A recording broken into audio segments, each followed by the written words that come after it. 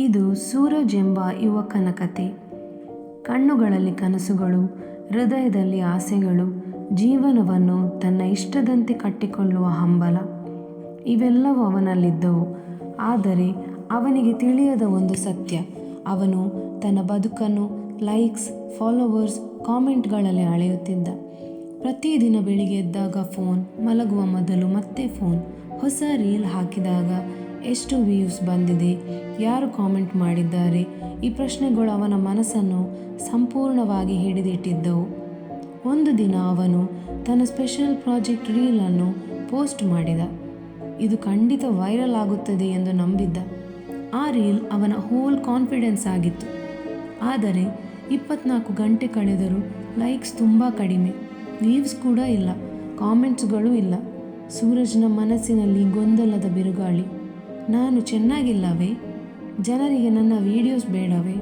ನನ್ನ ಕಂಡರೆ ಇಷ್ಟ ಇಲ್ಲವೇ ಎಂಬೆಲ್ಲ ಆಲೋಚನೆ. ಇದು ಸೋಷಿಯಲ್ ಮೀಡಿಯಾ ಡಿಪ್ರೆಷನ್ ಅಲ್ಲ, ಒಂಟಿತನದ ಅಳಲೂ ಅಲ್ಲ.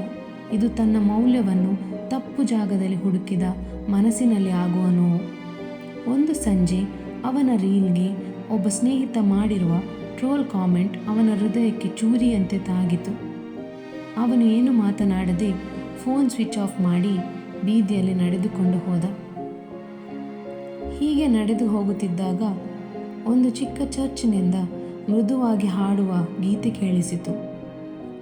ಆ ಹಾಡುವ ಗೀತೆಯಲ್ಲಿ ಅವನು ಕಳೆದುಕೊಂಡಿದ್ದ ಶಾಂತಿ ಇತ್ತು.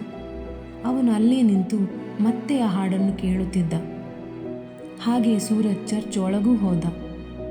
ಸ್ವಲ್ಪ ಜನರು ಶಾಂತವಾಗಿ ದೇವರನ್ನು ಸ್ತುತಿಸುತ್ತಿದ್ದರು. ಅಲ್ಲಿದ್ದ ಪಾಸ್ಟರ್ ಬೈಬಲ್ ಓದುತ್ತಿದ್ದರು. ಅವರು ಓದುತ್ತಿದ್ದದ್ದು ಯೋಹಾನನು ಬರೆದ ಸುವಾರ್ತೆ 14ನೇ ಅಧ್ಯಾಯ 27ನೇ ವಚನ. ಅಲ್ಲಿ ಈ ರೀತಿಯಾಗಿ ಬರೆಯಲ್ಪಟ್ಟಿದೆ: ಶಾಂತಿಯನ್ನು ನಿಮಗೆ ಬಿಟ್ಟು ಹೋಗುತ್ತೇನೆ, ನನ್ನಲ್ಲಿರುವಂಥ ಶಾಂತಿಯನ್ನು ನಿಮಗೆ ಕೊಡುತ್ತೇನೆ. ಲೋಕವು ಕೊಡುವ ರೀತಿಯಿಂದ ನಾನು ನಿಮಗೆ ಕೊಡುವುದಿಲ್ಲ. ನಿಮ್ಮ ಹೃದಯವು ಕಳವಳಗೊಳ್ಳದಿರಲಿ, ಹೆದರದಿರಲಿ ಎಂಬುದೇ.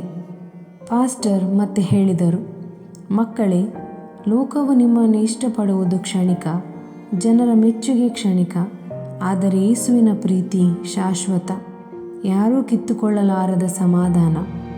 ಈ ಮಾತುಗಳು ಸೂರಜ್ನ ಹೃದಯವನ್ನು ತಲುಪಿದವು. ಅವನ ಕಣ್ಣುಗಳು ತುಂಬಿದವು. ಕೇವಲ ಕಣ್ಣೀರು ಅಲ್ಲ, ಸತ್ಯದ ಅರಿವು. ಅವನು ಆಲೋಚಿಸಿದ, ನನ್ನ ಮೌಲ್ಯ ಇನ್ಸ್ಟಾಗ್ರಾಮ್ನಲ್ಲೋ ಅಥವಾ ನನ್ನನ್ನು ಸೃಷ್ಟಿಸಿದ ದೇವರಲ್ಲೋ? ಅವನು ಶಾಂತವಾಗಿ ಪ್ರಾರ್ಥಿಸಿದ: ಪ್ರಭು, ಜನರ ಲೈಕ್ಸ್ ಹುಡುಕುತ್ತಾ ನನ್ನನ್ನೇ ನಾನು ಕಳೆದುಕೊಂಡಿದ್ದೇನೆ.